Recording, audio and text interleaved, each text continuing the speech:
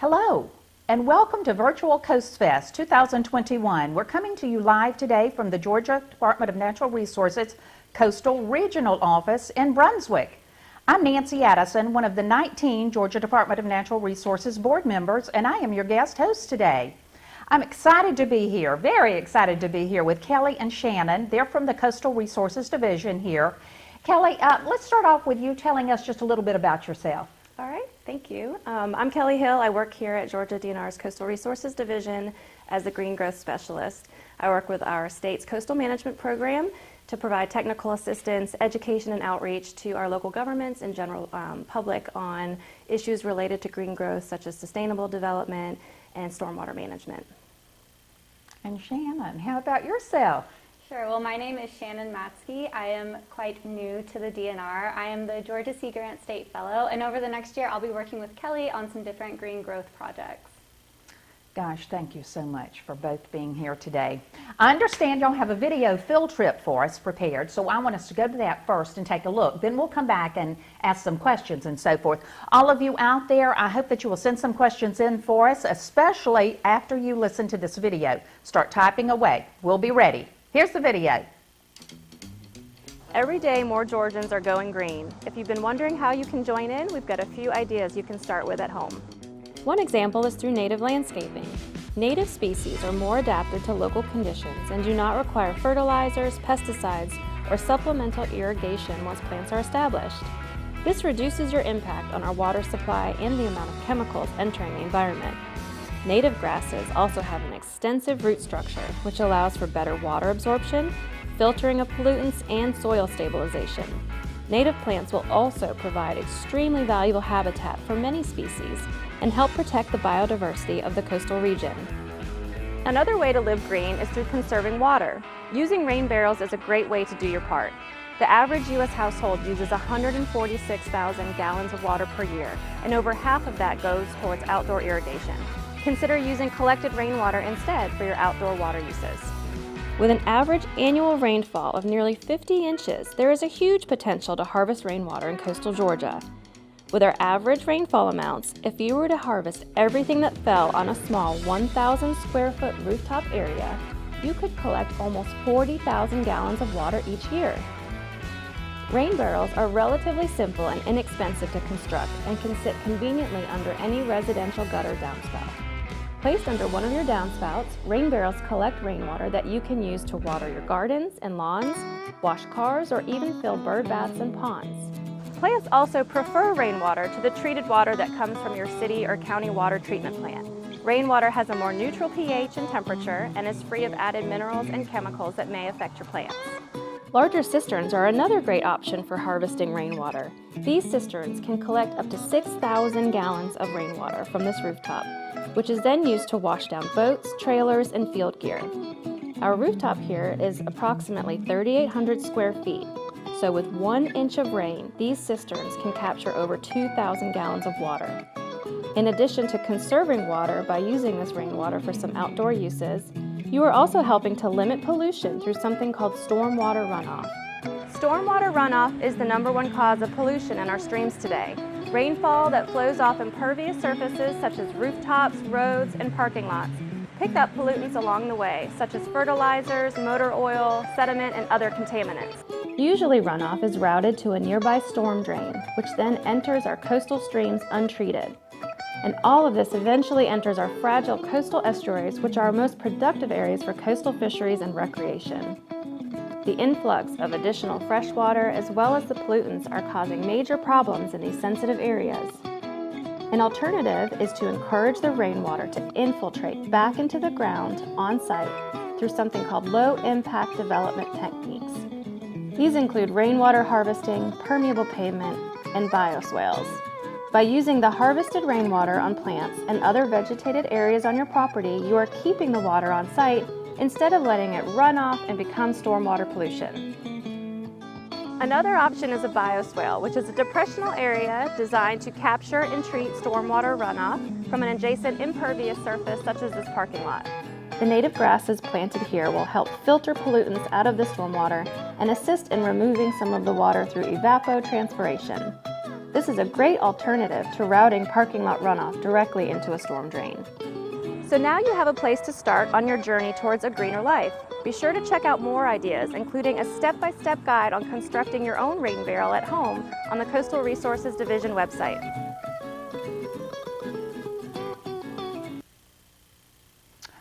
What a great video, Kelly. Thank you for putting that together for us. Okay, a quick reminder to you all, you can ask questions via Facebook and YouTube. And while we wait on some questions, I have a couple just to get us started. Why is it so important to conserve water, Kelly? That is a great question.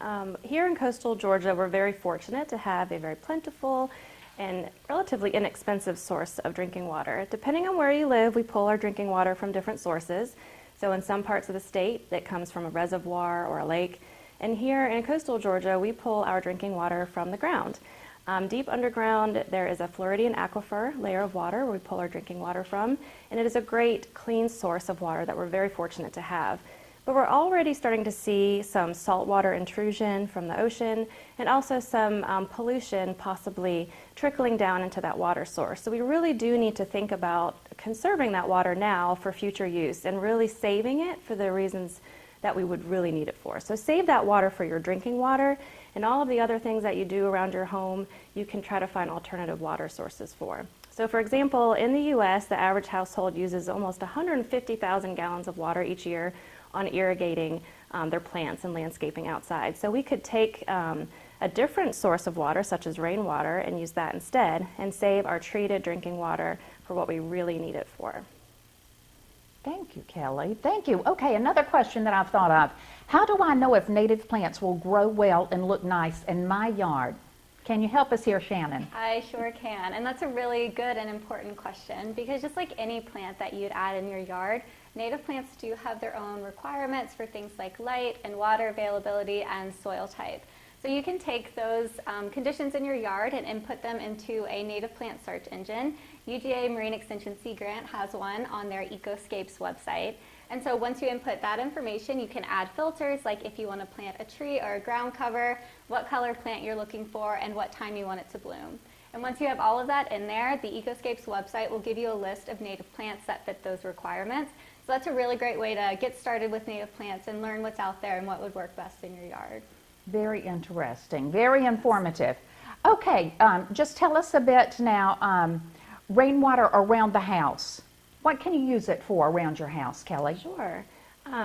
The best way to use your harvested rainwater is to water your plants. We don't recommend using your rain barrel for drinking water. You would need a much more intricate treatment system for that, but it is a great source of water to water anything that you have in your yard. You can connect drip irrigation to water a vegetable bed. You can connect a simple hose or a soaker hose and run it through a line of shrubs or flowers, or you could just use a simple watering can and fill it up and water your plants that way. And the plants actually prefer rainwater to the treated water that comes out of your tap. It's a much more neutral pH, and it has a more ambient temperature, and it also doesn't have the added chemicals and minerals that you're going to see that comes out of your tap water. So it is a great source of water that will make your plants very happy. It's very interesting.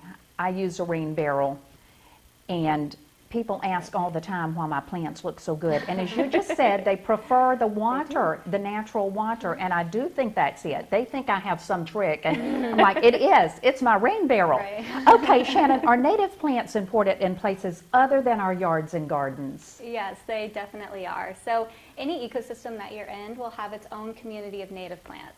So if you go up to the mountains and go for a hike there, you'll see different native plants than if you go out to a coastal salt marsh. And even places like a desert will have its own native plants. And here in Georgia, one of the most important habitats with native plants are our coastal beaches and sand dunes. So yesterday we heard from Paul and Beth, and they talked about changing beaches. So you can check out that video to learn some more. But out on our coastal dunes, we have a couple of different native plants that live there. But the one that most people are most familiar with are our sea oats. This is a grass that grows to be about 6 feet tall, and it's super common out on our dunes, and it's also really important. So these plants are so tall, and so they're able to trap sand. So as wind blows sand from the beach onto the dunes, if there was nothing on the dunes, that sand would just continue to blow inland. But when we have grasses like a sea oat, they'll trap sand and drop it down on the dune, and that allows sand to accumulate and build our dunes even taller. And tall dunes are important because they're one of the first lines of defense against things like hurricanes and storm surge. So we really want tall, strong dunes to protect our development. And sea oats and other plants on dunes also have a deep and branching root system, and these roots hold that sand together. So that makes our dunes strong and more resistant to things like, more resistant to erosion from waves and wind. So these plants are so important out there, and that's why you should always remember to use designated paths and crossovers when we go to the beach, because we want to make sure that we're not harming these plant communities. And the same goes for anywhere you go where you're walking on a path. You want to make sure that you don't go off trail, because that can harm the native plant communities. That's a great point. Staying on the trails is a great point. Okay, just a couple of things. On the sea oats are protected, correct? You can't just go out and clip those for your flower arrangements. That is a very good point. They're definitely protected, and I've just talked about why they're so important. So I hope that everyone realizes that we need our sea oats out there. So they're very beautiful, but we should leave them in place, and we can buy a fake plant that might look just as nice as our sea oats, because we really need our sea oats out on our dunes. Good point. And on the sand dunes, what is the tallest one, or maybe what's thought to be the tallest one we have just here on the Georgia coast? Did I hear yesterday that there was one that's 80 feet tall at Blackbeard? You might tell us just a bit, could that be? And why the kids and all of us shouldn't get up on those, playing on top of them? Yeah, so in the Changing Beaches session with Paul and Beth, Paul said that he saw one that was 80 feet out on Blackbeard Island, and I've never seen one that tall, but that's really interesting that we do have these really tall sand dunes out there. And with any dune, like I said, it's so important not to go on there because it can cause erosion. Humans have such big impacts out on our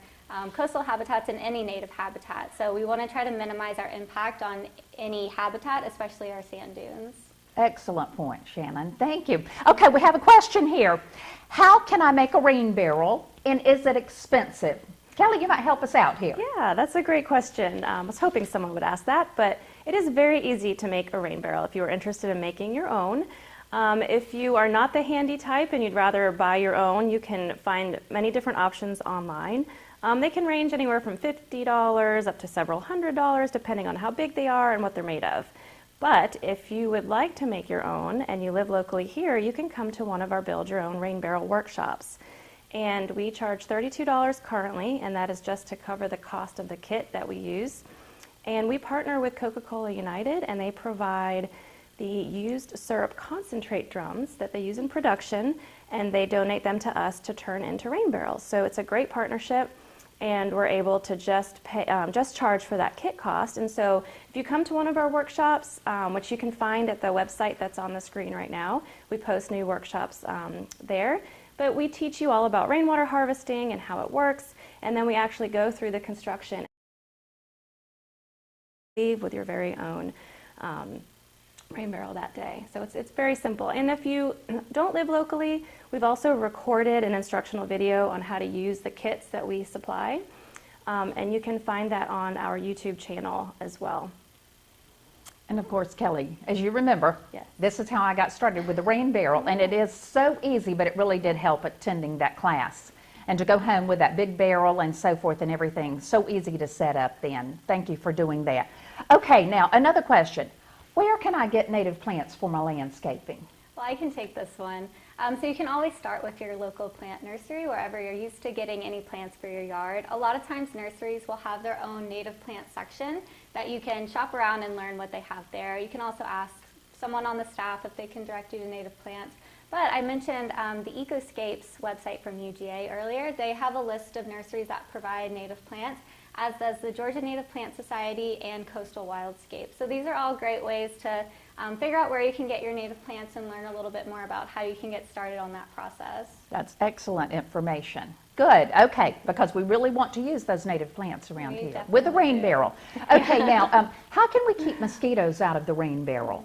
Mosquitoes and other trash. That is a great question, because I know you've been asked that a few times, and we get that a lot at our workshops too. We definitely don't want to be breeding mosquitoes with our rain barrels, so we do teach different methods at the workshops on how to prevent that. But One of the really neat things about the kit that we use is that it connects straight into your downspout, so you're no longer having to cut your downspout off, and it creates a really closed system. So there's not a lot of opportunity for mosquitoes to get into your rain barrel that way. If you don't have gutters and downspouts, we also teach you how to collect water off your roof through what we call an open top barrel. So in that case, you would have some holes in the top of your barrel. So we provide window screening to secure over the top to keep the mosquitoes and also leaf debris and organic matter from falling in. As an extra preventative, you can go to any local hardware store and buy something called a mosquito dunk. And it looks like a little donut tab, and you can use about a quarter of that every couple of months in your rain barrel. And it's a larvicide, so it'll kill the mosquito larvae in your barrel. It's always a good idea to check and take a peek every once in a while to make sure you're not seeing any of that mosquito larvae on the surface of your water. Yeah, it's nice to keep a clean barrel. Yeah. Okay, now can I hook up a rain barrel or cistern to a sprinkler system? So for a sprinkler system, if you had a larger system, what we typically call a cistern, and they can collect anywhere from 500 to several thousand gallons of water. We have 2 here at our office in Brunswick, which if anyone's interested, you can come make an appointment to take a look at those systems. If you wanted to do that at an office or a residential complex, it's very easy to take that harvested rainwater and hook it into the irrigation system that you already have in place. So there are methods to do that, which is really great. For your rain barrel, you typically wouldn't hook it up to a sprinkler system, but like I said before, it's very simple to attach different types of irrigation, like drip irrigation. You want to make sure it's a nice open dripper that is better for gravity-fed systems because you're not going to have a lot of water pressure. Just a basic soaker hose, etc. And one of the ways you will get pressure in your rain barrel is from gravity. So the higher you lift your barrel off the ground, the more water pressure you're going to have in your system and the longer hose section you'll be able to use. And so you can make a stand out of all different materials. You can buy a pre-made stand if you like. Our director, Doug Heyman's, actually built one of our stands here at our office. A very simple and inexpensive way to build a stand is by using cinder blocks. The one thing that we talk about is make sure that you put the stand on a very level, flat surface first, because as that rain barrel fills up, it gets very heavy. And the last thing we want is for it to slide off of that stand and into your home or on a pet or something like that. So make sure it's very stable and flat, and then lift your rain barrel a couple of feet off the ground and you'll have great water pressure. Good point. I would not have wanted mine sliding off, so I followed your directions. Oh, good. And it's all working perfectly. Okay, now just another question. What else can I do in my yard to help the environment? I'll start, and then if you have anything to add, this is one of my favorite questions. We talk about, what can you do on your own property to make an impact and do something for the greater good? So I talk a lot about something called stormwater runoff or stormwater pollution. And what that is when it rains on a property where there are impervious or hard surfaces that the rainwater can't infiltrate through, that rainwater hits that surface and runs off. And so what we typically see with development is we aim that runoff to our streets, where you might have a curb system with a stormwater drain or into a simple drainage ditch along the side of the road.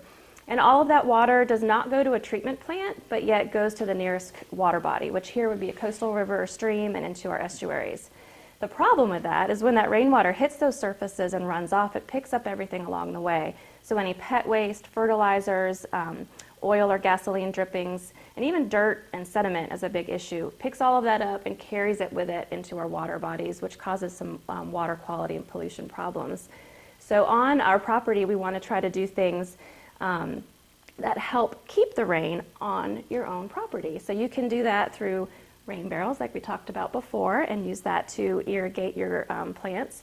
You can also simply disconnect your downspout. Most of them are going to be aimed into a paved driveway or somewhere to usher the water away. We want to try to keep it on our property by aiming it into a little planted area, or you can get really fancy and build a little depressional garden in your yard with native plants called a rain garden. You'll see some residences actually build permeable driveways as well. So any opportunity to let that water infiltrate is a great thing that you can do on your property. And we do have some demonstration sites here at our office if anyone is interested in coming and taking a look. We have a native garden outside of this building right here, and I mentioned the cisterns. And we do also have something called a bioswale, which takes all of the runoff from our parking lot and kind of infiltrates that instead of running it off directly. And a bioswale is just a larger, more engineered version of a rain garden. So a rain garden is a nice simple thing that you can do at home pretty easily. Yeah, and I'll add to that. So I'm going to talk about plants again. So in addition to conserving water and preventing stormwater runoff and flooding, native plants can be great for wildlife habitat. So I'm thinking specifically about things like birds and butterflies here. So if you're the kind of person who likes to set up a bird feeder and watch the birds come and visit, you might want to consider planting some native shrubs. So there's something like, you can plant an elderberry, which is a native plant here that the birds will love, and you'll get to watch them, and you'll get to enjoy this beautiful shrub. And also there's plenty of beautiful pollinator flowers that will attract butterflies and things like that. So you can add some beauty to your yard, get some wildlife attraction, and use that by planting native plants. That's excellent. That's excellent there, especially as we're really focusing this year on the migration and the migratory animals and insect species and so forth that pass through. So that's an excellent point if you want to bring more in the yard. Okay, now what native plants or what plants should I avoid? What plants should be avoided in my yard? I can start on that, and then Kelly can add if she has anything. So as far as natives, you do want to make sure, like I said earlier, that you're planting things that will survive in your yard. We have so many different environments here in Georgia and even along the coast that what works in the mountains probably, or it might not work out here on the coast. So that's important to look at. If you have pets, there are things that can be toxic to pets. So there are different types of palms and things like that that you might want to look into and possibly avoid if you do have outdoor pets. And then also with children like to run around outside and eat things, and some of these things that are toxic to pets can also be toxic to your kids. So when you plant something, it's really good to do some digging and figure out what is safe for your yard before you add it in. Excellent point, Shannon. Yes, we want to protect our dogs and children. Yes. Okay, are there any laws or permits related to rain barrels or cisterns? Kelly, are there any? Here in Georgia, we're actually very fortunate. So we have a statewide plumbing code that allows for people to use the harvested rainwater inside their home for gray water use, which is things that you're not drinking. So your washing machines, toilet flushing, things like that. So again, that's a great way to take some pressure off of our treated drinking water source and utilize that there. Communities can also adopt ordinances that allow you to use the water and treat it properly for potable or drinking water inside. So there are some municipalities in the state of Georgia that have done that. We don't have that on the coast quite yet. But we are very lucky because we are allowed to harvest the rainwater here in Georgia. There are states out in areas that have some issues with water supply where you are not allowed to harvest rainwater on your own property because that water needs to feed into a stream or river that is being utilized by lots of different communities. So put those rain barrels up and harvest away. We're blessed to live in Georgia. Yes. Excellent point, too. Okay, another question coming in. Where can I find out more information about my community's efforts to reduce stormwater? That's a great question. Definitely recommend reaching out to your local government staff. And so typically stormwater is managed either through an engineering department, public works department, so you can reach out to that staff person there.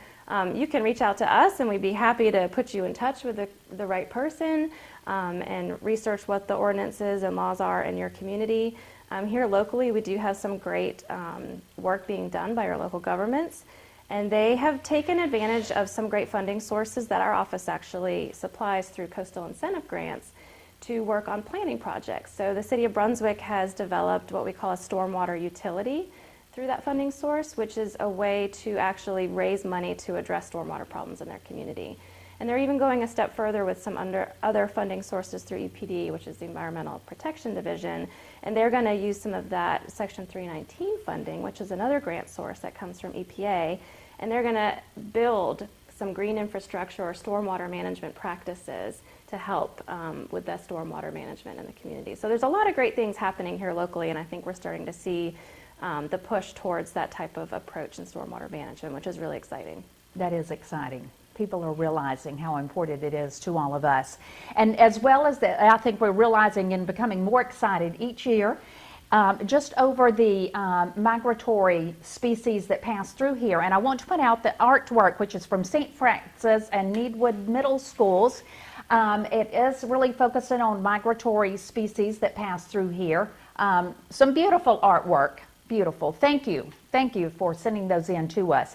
Okay, now, Kelly, I have a question. Just curious, how did you get started in this field? Well, I think, as most people maybe would say this, as a young child, I've always had an affinity for the outdoors, and I grew up on the ocean, so I've always been very interested in coastal environments, just from personal experience. Always knew that's what I wanted to study in school, so through undergrad and graduate school, studying coastal environmental management. That really got me interested and spurred my professional development. And I'd say my first job out of college was in environmental education. So getting that hands-on experience teaching kids about how to be better stewards for our natural environment was a really great way to get started in that field. Because I learned a lot and also learned how to teach the information, which I think is a really great way to remember it and realize its importance. I didn't realize you grew up on the coast, so that's interesting. So here you are aware of a lot of things in this area. On the other hand, I know that Shannon did not grow up on the Georgia coast, but possibly another coast from Louisiana, but that's okay. We'll still take you because you're learning a lot and teaching us a lot here. Tell us how you got into this, Shannon. Well, I did grow up on the coast of Louisiana. You've outed me there. I didn't know if I'd be willing to tell everyone that. But I moved here to Georgia to get my master's degree at Georgia Southern. So I've been here for a couple of years now, and I will be completing that degree. I'm getting a master's in biology this December. And I work out on the coast for my master's thesis, and I've been interested in learning more about the policy that's behind what I've been doing out on the coast. So I've always been interested in working with CRD and learning more about what they do to protect these habitats that I've been studying this whole time. So I'm really fortunate to be here for the next year and work with Kelly and learn from everyone in this department to, what they're doing to work to preserve the coast. I think we Georgians are really happy to have you here, thank you. And we're going to be blessed by all that you can learn and teach us as well. But and we hope you stay in our great state. Oh, thank you. You're only saying that because I didn't say where I went to undergrad, so I won't say.